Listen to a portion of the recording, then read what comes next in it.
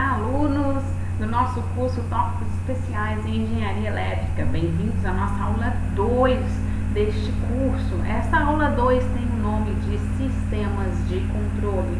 Galera, eu tenho certeza que vocês, muitas coisas que eu falei aqui vão vir da matéria que vocês já fizeram de teoria de controle, correto? Que é o controle clássico. Mas qualquer dúvida que vocês tenham mais a respeito sobre os temas que eu estou aqui abordando, por favor, entre em contato comigo. Olha, deixo aqui sempre meu e-mail disponível para vocês. Só entrar em contato comigo. Preste atenção, porque vamos fazer uma aula bem completa hoje. Então, por favor, pegue seu pergaminho, acompanhe o roteiro que eu deixo sempre para vocês da aula que é dada e vem comigo. Vamos lá, sistemas de controle. O que vamos ver nesta aula? Vamos separar aqui vários tópicos em 6 tópicos mais precisamente, tá certo? Vamos começar onde usamos o controle. Depois eu vou passar para um pouco de história de como nasceu o controle, certo? Quem foram os grandes pesquisadores, engenheiros, whatever, que começaram a instituir o controle. E depois temos o controle clássico, que é o coração desta aula de sistemas de controle. E depois temos controladores P&D, conceito de estabilidade e sistemas de controle para terminar esta aula, tá certo? Então vamos lá. Primeiramente, onde usamos o controle? Meus amigos, aqui eu deixo um exemplo para vocês. Num sistema de controle automotivo, você que é o controlador que está lá dirigindo o carro, você percebe que você está indo para a faixa errada, você, ao mesmo tempo, manobra o volante para que venha a estar na direção e na estrada correta. Esse ajuste do volante para onde você quer, onde o carro deve estar rodando, é um tipo de controle, certo? Ou então pode ser até mesmo, eu quero o barulho do carro com a janela aberta está me afetando. Você tem o controle de subir e descer o vidro. Você está usando o controle ali no carro, certo? O que mais? Outro tipo, onde usamos o controle? Aqui a gente tem o controle manual de uma pessoa controlando a temperatura do gás, certo? Algumas empresas que ainda são termogás, né? Tem que ativar ali o fogão e tal, e a pessoa fica analisando ali aonde tem a informação dessa temperatura, ele sabe que não pode exceder X graus, então ele, ao mesmo tempo, ele olha e tem um controle, às vezes podem ser jatos de ar ou geralmente jatos de água, para que esse forno não atinja a temperatura máxima de trabalho dele. Esse operador é o controlador. Agora, se essa pessoa dormir, se ele dá um vacilo, se naquela hora ele recebe aquela mensagem lá do WhatsApp e ele tem que olhar no celular ali com aquela baita curiosidade, o que acontece? Né? Ele pode perder o controle e causar algum acidente, não é verdade? Continuando. Por isso, a possível solução é substituir o homem por uma máquina, certo? Que realiza tarefas automaticamente. Isso já acontece nas fábricas, certo? Tem um controle ali de temperatura já automático realizado por um equipamento eletrônico. Na parte do carro, professora, carros mais modernos já tem o controle de estabilidade do carro. Ele percebe que o carro está perdendo o controle e ele estabiliza o carro. Não sei se vocês já viram, já propostas de carro que já estão rodando com esse tipo de controle. E automação, o que seria automação? É a tecnologia que usa os comandos programados para operar um determinado processo, certo? Ou seja, vamos supor aquele do fogão, né? Usando informações de sensores para gerar um sinal de realimentação. Tal sinal será usado para determinar quais comandos devem ser executados. A tecnologia e usada para implementar o cérebro virtual. Esse chamado de cérebro virtual, que tem algum equipamento que fica controlando as informações que recebe e ativando quando necessário alguma execução, então esse cérebro se chama controle, certo? Então, controle e automação, muitos podem achar, controle é só de controle e automação. Não, aqui ele fala que é isso, mas seria o quê? Cérebro, automação seria a tecnologia. correto? Continuando, usando então o controle e automação ao mesmo tempo. Agora nós substituímos aquele operador que manualmente ficava manipulando a torneira para esfriar esse forno. Agora temos um equipamento sobre isso, certo? O controle automático, a temperatura do gás é controlada automaticamente. O sensor lê a temperatura e envia uma informação ao computador controller, que pensa como o cérebro, opa, já está chegando perto do máximo, então ele já ativa. O computador controller toma uma decisão e envia informação de sua decisão para a válvula abrir ou fechar ou não se mover, correto? Continuando, outro exemplo também, temos aqui a utilização de controle automático robótico. Nesse exemplo aqui de painéis solares, o controle é utilizado para posicionar as placas fotovoltaicas de forma que as mesmas sigam a luz do sol. Eu sei que está muito na moda essa energia verde, né, renovável, de painéis solares, então você já deve imaginar, tem aqueles campos enormes, como está no exemplo aqui, essas placas, ela tem essa automação de saber, olha, o sol já está se pondo para o leste, então as placas se viram e vão buscando o sol. No satélite, que acontece lá no espaço, as placas, os painéis solares, são chamados de painéis solares de um satélite, eles entram nesse momento por quê? Quando você está ali no espaço, orbitando pela Terra ou whatever, há um momento que você entra ali, porque a Terra vai girando, tem um momento ali, né, que é noite, correto? E como esse satélite vai ativar?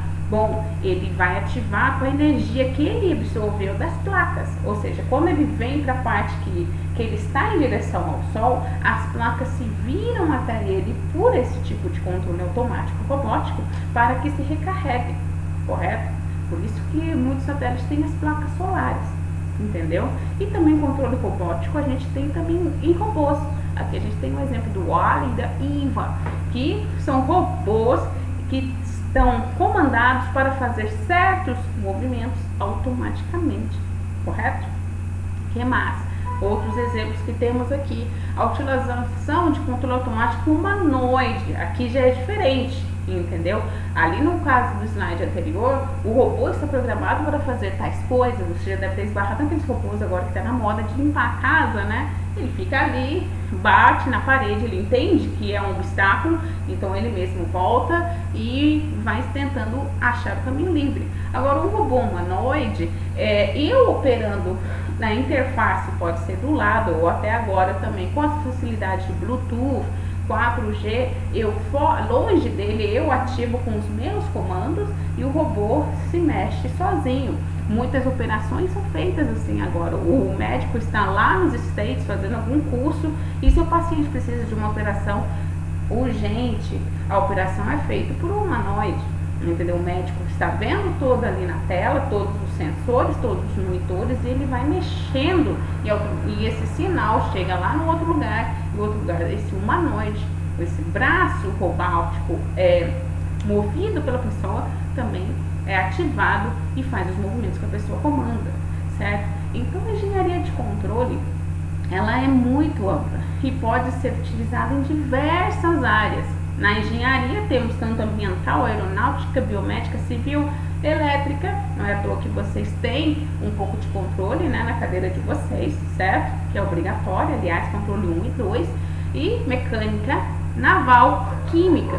E também tem as outras áreas, a biologia e economia, etc. Sim, controle também na economia. Mais pra frente, quando eu entro no controle moderno, eu comento um pouco disso para vocês. Continuando, pois bem, sistema de controle história. O controle, ele começou a desenvolver graças a esses senhores, esses três senhores, Pierre-Simon Laplace, Jean-Baptiste Joseph Fourier e Auguste Louis Cauchy. Você já deve ter ouvido isso, esbarrado em algumas coisas de cálculo. Meu Deus, quem são esses senhores do caos? Não são os senhores do caos. Eles foram responsáveis pelo avanço do cálculo e com isso o surgimento da teoria de controle. Não é à toa que você já ouviu a classe em controle, você que já teve controle 1 e 2, certo? Fourier, as séries de Fourier também são utilizadas em controle, ou são muitas equações de controle são derivadas das séries de Fourier. E o Cauchy tem o teorema de Cauchy, creio que vocês já ouviram também nas suas cadeiras de controle 1 e 2.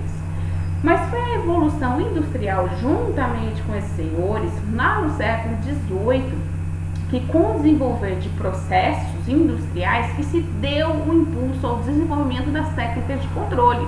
Imagina, na Revolução Industrial foi o surgimento das máquinas que entraram a produção em massa, o Fordismo, correto? Imagina se toda hora você precisasse de um operador que ficasse ali controlando aquela válvula, aquele movimento daquela máquina, era um operador a menos na produção de massa, ia produzir menos, e então, por que não automatizar aquilo? Isso foi um dos começos do controle. E quem teve essa ideia que se inicia aqui, que se destaca, foi James Watt. Você já deve ter ouvido isso. Watt vem na parte lá de potência, né? Watt, certo? Lá em eletrodinâmica, lembra?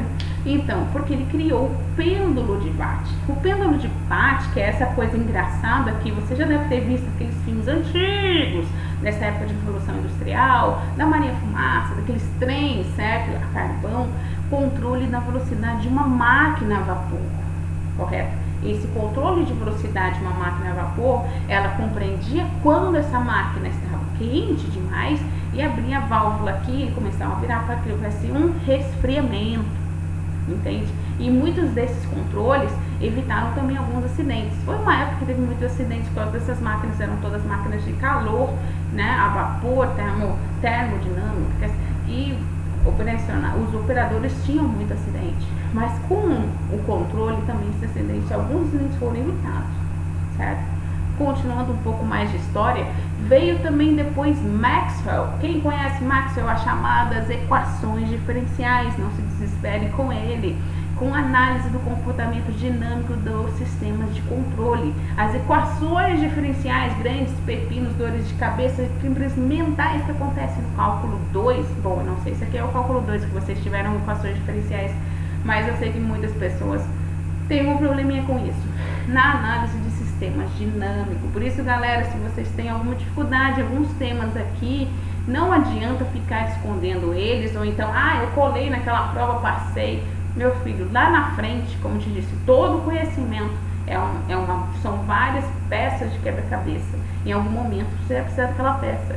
E o quebra-cabeça vai ficar ali, nossa, tá faltando aquela peça. Pois é, não estudei bem, não aprendi muito bem aquilo. Por isso, se você tem alguma dificuldade, aproveita agora que estamos numa época de internet, sempre tem aulas online. Vai lá e tira suas dúvidas, beleza? Que mais?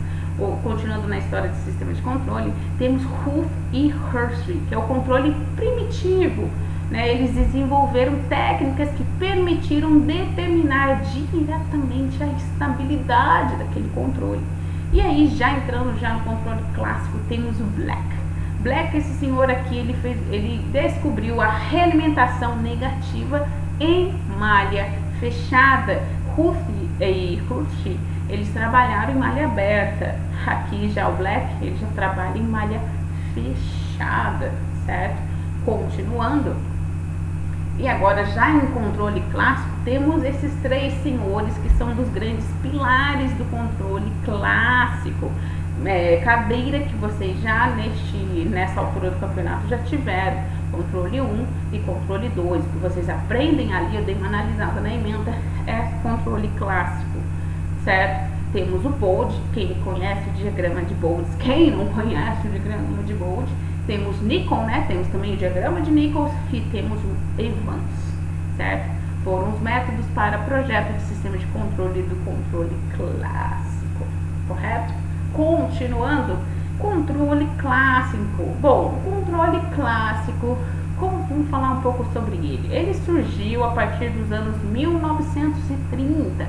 Se caracterizam por serem definidos através de procedimentos gráficos. Temos ali o Bode, né? Como eu te falei aqui, temos o Nichols, né? E que mais? É muito muito útil antes do computador. Imagina, naquela época de 1930 não tinham computadores, certo? Eram réguas matemáticas, eram coisas mais gráficas, a pessoa precisava ver, certo? Alguns métodos eram resposta em frequência, lugar das raízes, o chamado root locus. Quem não já ouviu falar, olha gente, isso é teoria de controle, vocês sabem disso. Função de transferência, transformadas de Laplace em Z. Entenderam? Porque quando eu falei aqui desses três senhores aqui que foram responsáveis pelo avanço, vieram essa facilidade no controle clássico, utilizando as técnicas que eles descobriram, né? E depois aqui temos os tópicos: sistemas lineares invariantes no tempo, modelo entrada e saída, domínio da frequência, comportamento de estado permanente, margens de estabilidade. Isso que o controle clássico trabalha, certo? E depois, como foi desenvolvendo, né, até chegar ao controle moderno, que é nosso tema da aula que vem, alguns computadores analógicos foram surgindo, sensores e atuadores para dar suporte a esses tópicos, que é o coração do controle clássico. Sistemas lineares, invariantes no tempo, modelo entrada e saída, uma entrada e uma saída. Depois na nossa frente fala sobre isso. São sistemas SISO, Single Input e Single Output. Domínio da frequência, por isso sempre trabalhamos com Laplace, certo? Comportamento de estado permanente, imagens de estabilidade, naqueles diagramas de Bode, certo? Continuando ainda em controle clássico, quais são os tipos de análise? Temos o diagrama de Bode, que é uma técnica simples para esboçar o comportamento aproximado de amplitude da fase de um sistema, cuja informação se encontra contida na sua função de transferência, ATS, certo? E temos o critério de Knights, correto? Que relaciona a resposta em frequência em malha aberta com o número dos polos estáveis, olha só o diagrama de polos aqui, do sistema em malha fechada, certo? E o critério de Hurwitz, critério que busca as raízes do denominador da função de transferência do sistema e as coloca no semiplano esquerdo, certo? Ou direito, determinando assim a estabilidade. Esses são os três tipos de análise que são utilizadas no controle clássico, correto? Falou de controle clássico, você tem que lembrar Bode, Knights e Hurwitz, certo? E sistemas SISO, uma entrada e uma saída. Bom, isso, como eu já estou falando para vocês viram isso em controle, né? Teoria de controle 1 e 2, por isso que não vou ser tão profunda sobre isso, tá? Continuando, o lugar das raízes, que foi proposto por Evans, que eu apresentei lá para você bem no início do slide aqui, certo? Ele que propôs o root locus, lugar nas raízes, né? Em 1948, permite determinar a posição dos polos de um sistema realimentado a partir do conhecimento dos polos e zeros, né? Não ignore os zeros de um sistema, são muito importantes do sistema a malha aberta em função do ganho da malha. E aqui a gente tem a posição dos polos e resposta no tempo. Se os polos estão no lado direito, o sistema é instável. Se eles estão no lado esquerdo, o sistema é estável, correto? Galera, pode parecer muito à toa, eu só vou ver isso no clássico, não vou ver nos outros tipos de controle. Nada nisto. Lembra, conhecimento é tudo, são peças que você vai montando. O controle moderno, que é o tema da próxima aula, usa muito sobre isso. Acho que nem é controle moderno, não linear agora, não é moderno. Usa muito sobre isso. O controle não linear também usa muitos conceitos ainda do controle clássico, e o controle robusto também, entendeu? Todos os tipos de controle oriundos do controle clássico usam muitos conceitos que nasceram no controle clássico, correto? Então não ignore esses conceitos, tá bom? Continuando, controle clássico ainda na introdução, aqui eu apresento margem de ganho e margem de fase. Olha só, aqui a gente tem o exemplo do diagrama de Bode e aqui a gente temos o exemplo dos Knights, né? Margem de ganho é o fator pelo qual o ganho em malha aberta de um sistema estável deve ser alterado de modo a tomar o sistema marginalmente estável. Margem de fase é o atraso na frequência de cruzamento de ganho necessária para que o sistema atinja a velocidade de instabilidade, certo? Temos aqui bold nights, certo? Os conceitos de margem de ganho e margem de fase foram propostos para avaliar a estabilidade relativa de sistema CISO sobre dois tipos de incerteza da planta: mudanças puras no ganho e na rotação de fase, por exemplo, causada devido às alterações de comportamento de sensores e atuadores, tá? Sobre sensores e atuadores, vai ter um momento que eu vou falar sobre eles, tá bom? Continuando, as sínteses, quais são os métodos que vieram, que são do controle clássico? Bom, temos controladores PID, que de uso frequente devido à sua simplicidade. É um dos tipos de controladores mais utilizados hasta o dia de hoje, sim, controle PID. E ela possui 4 configurações possíveis de controlador. É a partir de uma estrutura PID. Temos o proporcional, o P, temos proporcional integral, PI, proporcional derivativo, PD, e o proporcional integral derivativo, PID.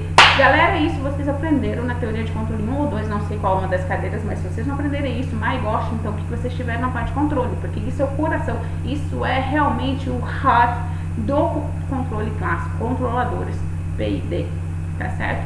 E, geralmente, eu não sei em que linguagem vocês tiverem, linguagem de programação, geralmente é um MATLAB ou uma linguagem C, que vocês aprendem controladores PID.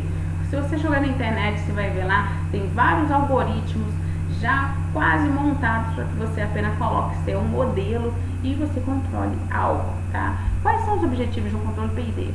Aproveitar as características particulares de cada uma dessas ações a fim de se obter uma melhora significativa do comportamento transitório em um regime permanente do sistema controlado. Temos a compensação lead-lag, né, que é compensação por avanço e atraso, lead-lag, se comporta como um controlador PID. Isso é um adjacente, um apêndice que surgiu do controlador PID, tá? Um compensador lead-lag. Também vocês creem que vocês já conheceram isso também, controle, correto? Continuando, como que é a representação do modelo em controle clássico?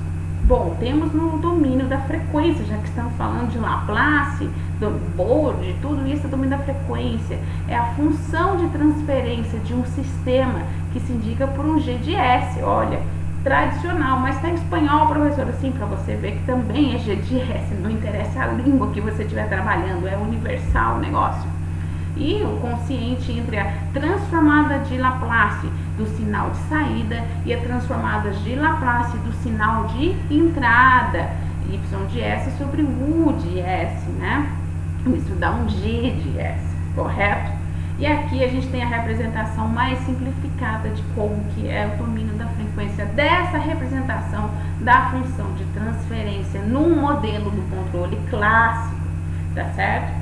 Continuando nosso tema, temos aqui outra representação do modelo CISO, uma entrada e uma saída, malha fechada, controles que vieram do controle clássico, modelos que vieram, perdão, do controle clássico são, como eu já adiantei lá no início do slide, são modelos CISO, trabalha com uma entrada e uma saída. E aqui a gente tem a representação do diagrama de Bode, diagrama de blocos, perdão, de como que fica esse modelo CISO, uma entrada, uma saída, tá? E aqui a gente tem a representação de que cada variável sobre isso, tá certo? E aqui está nosso G, que seria a nossa ganho direto, que vem das funções de transferência, tá? Que seria esse G, a representação disso aqui, tá certo? Esse modelo, né, esse diagrama de blocos representa a função de transferência aqui. Então, você tem tanto o domínio da frequência, como também nessa representação de diagrama de blocos, tá certo? Continuando, vamos falar então o que são controladores PID, Bom, eu espero que você não esteja aburrido e acompanhe a nossa aula até o final, porque é uma aula bem extensinha, tá bom? Na prática, os controles PID são encontrados no interior de controladores eletrônicos chamados Sing Loop, muitas vezes com microprocessadores e também através de softwares em controladores programáveis e outros equipamentos de controle. Os controladores contínuos podem controlar o processo de 4 formas, como te disse, P, né, proporcional, D, derivativo, I de integral e o PID, que é proporcional, integral, derivativo. E aqui até mostro alguns exemplos de controladores já, microprocessadores que já são, que tem o software PID, correto? Continuando, esses 3 modos de controle são também designados de ações de controle, cada uma delas reagindo de forma distinta ao erro presente nos sistemas. O controle proporcional P ajusta essa variável de forma proporcional ao erro. O controle proporcional integral, o PI, ajusta a variável de controle baseando-se no tempo em que o erro acontece, por isso que tem uma integral. Que calcula o tempo ali. Pegou? Entendeu? Acho que você não tinha pensado nisso.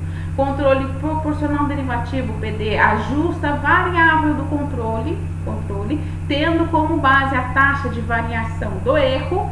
A combinação desses tipos de controle, forma o controlador conhecido na indústria como PID. Foi mal aqui que está em português de Portugal.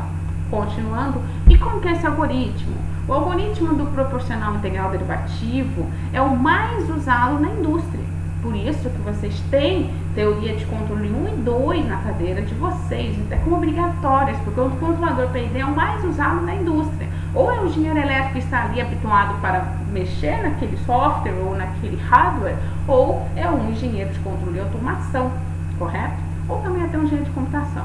Mas mais dessas 2 áreas que trabalham diretamente ali na indústria. E tem sido utilizado em todo mundo para sistemas de controle industrial. A popularidade de controladores PID pode ser atribuída em parte ao seu desempenho robusto em uma ampla gama de condições de funcionamento e em parte a sua simplicidade funcional. Ele é muito simples de se fazer, de programar, galera, e de ver também o que está acontecendo assim, linha por linha, que permite aos engenheiros operá-los de uma forma simples e direta. E abre aspas, a ideia básica por trás de um controlador PID é ler um sensor, calcular a resposta de saída do atuador através do cálculo proporcional, integral e derivativo, e então somar os 3 componentes para calcular a saída. Antes de começarmos a definir os parâmetros de um controlador PID, vamos ver o que é um sistema de circuito fechado e algumas das terminologias associadas a ela. O que é um circuito fechado, malha fechada? Antes de falar de circuitos fechados, vamos falar dos requisitos de desempenho. Temos como são os requisitos de desempenho quando a gente analisa um gráfico oriundo de um controle clássico, de um controle PID. Galera, esses requisitos de desempenho também são utilizados amplamente nos demais tipos de controle, na qual vocês vão aprender ao decorrer deste curso. Temos o controle de desempenho do sistema, é medido pela aplicação de uma função degrau, aqui uma função degrau, no comando setPoint. Em seguida é medida a resposta da variável do processo. Geralmente a resposta é quantificada pelas características da onda de resposta. Temos o tempo de subida em todo o gráfico ali da resposta no tempo de um controlador. Nós analisamos o tempo de subida, é o tempo que o sistema leva para ir de 10% a 90% do estado estacionário. Esse tempo de subida também é chamado de overshoot. Você aprende muito isso, o overshoot, quando você trabalha com sistemas, geralmente sistemas que são flexíveis. O overshoot, quanto ele controla esse overshoot, quanto ele controla esse sinal de entrada. Temos o percent overshoot, que é em cima do overshoot é o valor que a variável do processo ultrapassa do valor final expresso em porcentagem, certo? Temos alguns sistemas que sobem muito rápido, descem muito rápido, tem alguns probleminhas em cima, e também se for um overshoot que a descida é lenta, também tem alguns probleminhas de energia, mas são temas de desempenho que você analisa tanto no controle clássico como qualquer tipo de controle mais adiante. o setting time, o tempo necessário para a variável do processo chegar dentro de uma determinada porcentagem do valor final. Aqui eu tenho uma representação de tudo aqui que eu estou falando. O steady state de erro, que é a diferença final entre as variáveis do processo e o set point, correto? E galera, como também temos o overshoot, o pico para cima, também temos o downshoot, tá? E são temas, como vocês estão percebendo, utilizados em inglês. Por isso, galera, o inglês tem que estar na ponta da língua, beleza? Porque a maioria dos textos e dos livros, né, bases da teoria de controle, seja ela clássico, moderno e outros tipos, é inglês, tá certo? Continuando, uma curiosidade que eu coloco aqui para vocês, um controlador display, claro. O controle de temperatura de um forno simples, aqui elétrico, pode ser esse de campo ou esse aqui fechado, é um bom exemplo de um controlador PID. Não sei se você já percebeu sobre isso. Mas esse tipo de controlador é malha aberta ou malha fechada? Pense um pouquinho a respeito, temos o final mais aqui na aula. Continuando, vamos falar agora de conceito de estabilidade. Respira fundo, pega um café aí, que eu vou pegar aqui meu chá, e vamos continuar falando sobre o conceito de estabilidade, que surgiu com o controle clássico e depois é muito bem atribuído nos demais tipos de controle. Eu acredito que vocês já aprenderam isso também na teoria de controle 1 ou 2 que vocês tiveram no curso. Contando, vamos lá. O conceito de estabilidade é crucial na síntese de sistemas de controle, seja ele clássico, moderno, robusto, não linear, whatever. Não é exatamente uma especificação, mas sim um pré-requisito do projeto. Você quer que seu sistema seja estável? Mas o que seria ser estável? Bom, vamos dar um exemplo aqui. Você tá com febre, correto? Né? E seu corpo não consegue regular essa febre. Isso é um sistema instável, certo? Por isso que o corpo age em cima disso. A temperatura corporal o corpo é um conceito estável, porque o corpo controla os seus 36,7 graus, no máximo 37, que é a margem de erro, correto?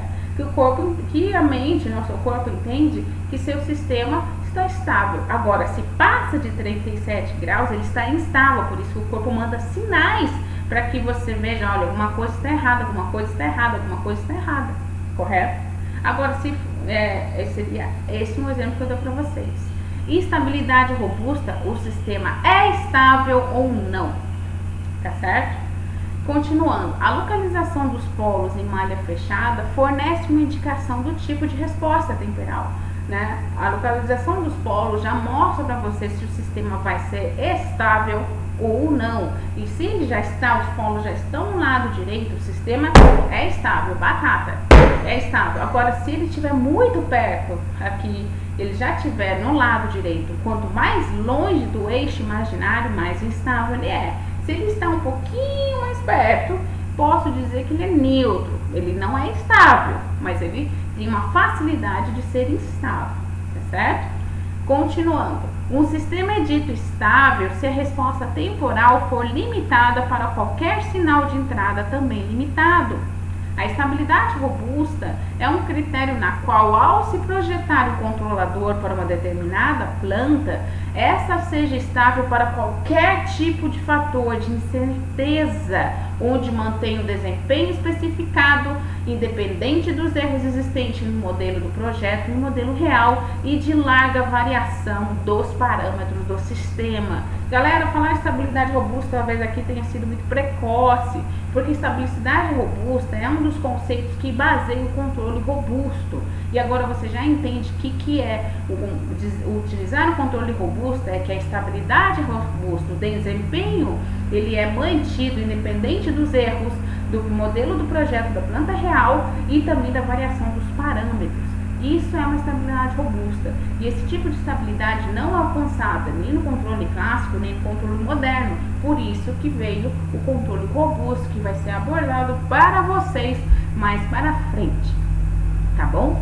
Mas se você percebe que começou o estudo sabendo o que é estabilidade e se começou depois almejando ter uma estabilidade robusta. Por isso, todo começo não deve ser ignorado, porque faz muita diferença. Você já entendeu o conceito desde o início, tá certo? Continuando.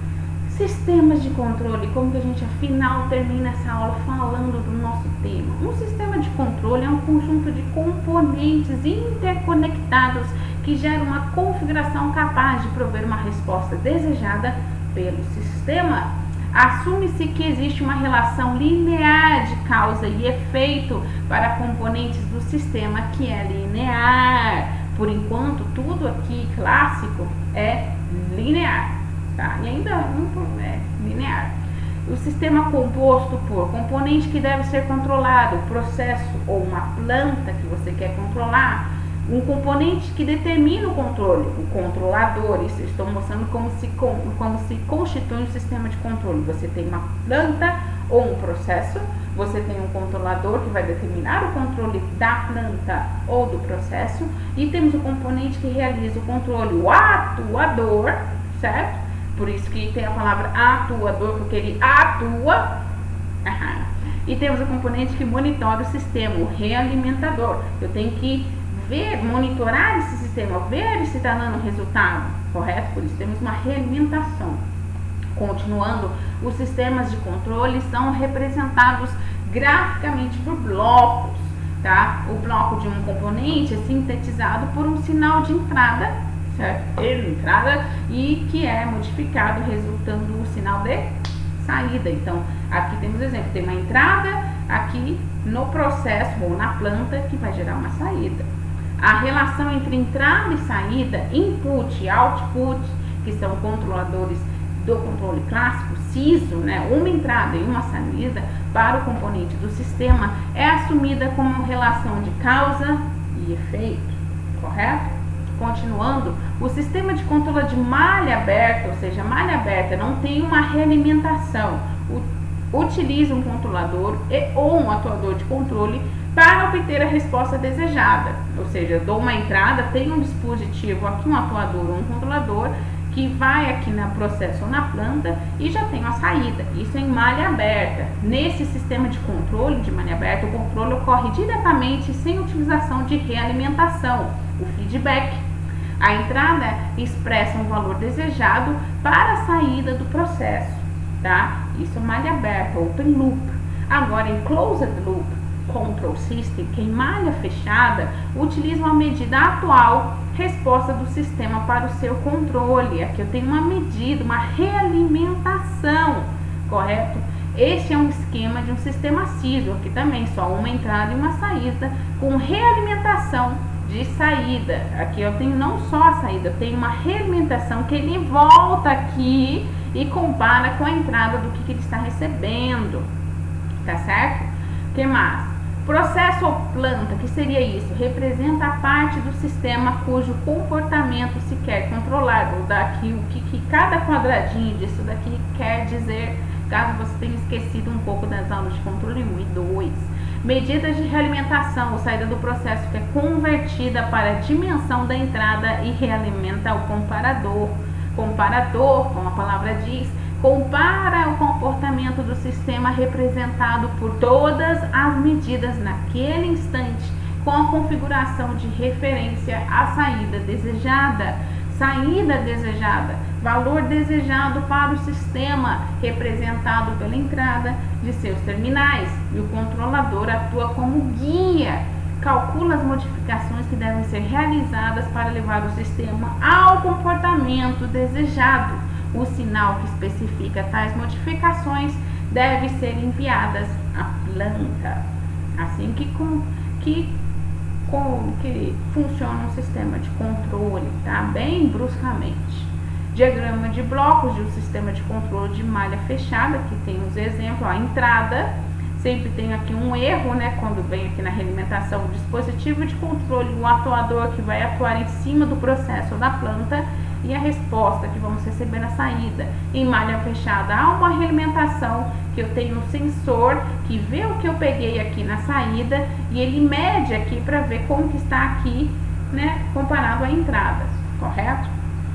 Continuando, em caso mais real, deve-se adicionar um componente de perturbação. A planta, ela sofre algumas perturbações, tá? E que seria uma perturbação? É um sinal atípico, pode ser adicionado à saída do controlador, como na figura aqui, ou adicionado à saída do processo, bem aqui na saída também, antes de realimentar o sistema, entendeu? Então, se não é aqui antes de realimentar o sistema, tá?